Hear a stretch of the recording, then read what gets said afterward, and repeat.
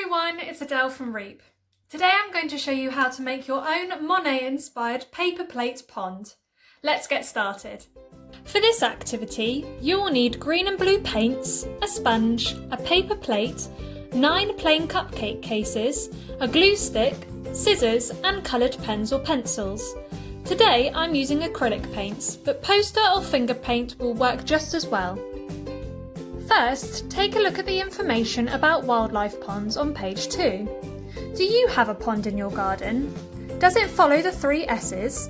If not, what could you do to make it even more wildlife friendly? Take your paper plate, paints and sponge and dab spots of blue and green paint onto your plate until it is completely covered. Using the sponge should give the paint a marbled effect so it looks like water. Once you're done, put your plate to one side to completely dry. Whilst your plate is drying, divide your cupcakes into sets of 3.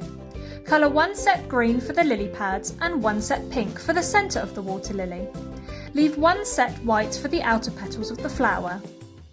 Cut a triangle from the outer edge of one of your green cupcake cases and then add a small spot of glue to the centre. You can cut them smaller if they're too big, like I've done. Gently scrunch 1 white and 1 pink cupcake case and stick these inside your green one to look like a water lily sat on a lily pad. Repeat this step with your other 2 sets of cupcake cases. Glue your water lilies onto your paper plate pond in a pattern of your choice. You can leave your pond like this, or you can draw some creatures swimming around the water using your pens or paints, like fish or a frog.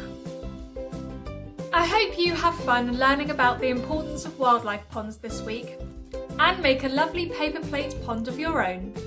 Share your designs with us at REEP by tagging us on Instagram and Facebook.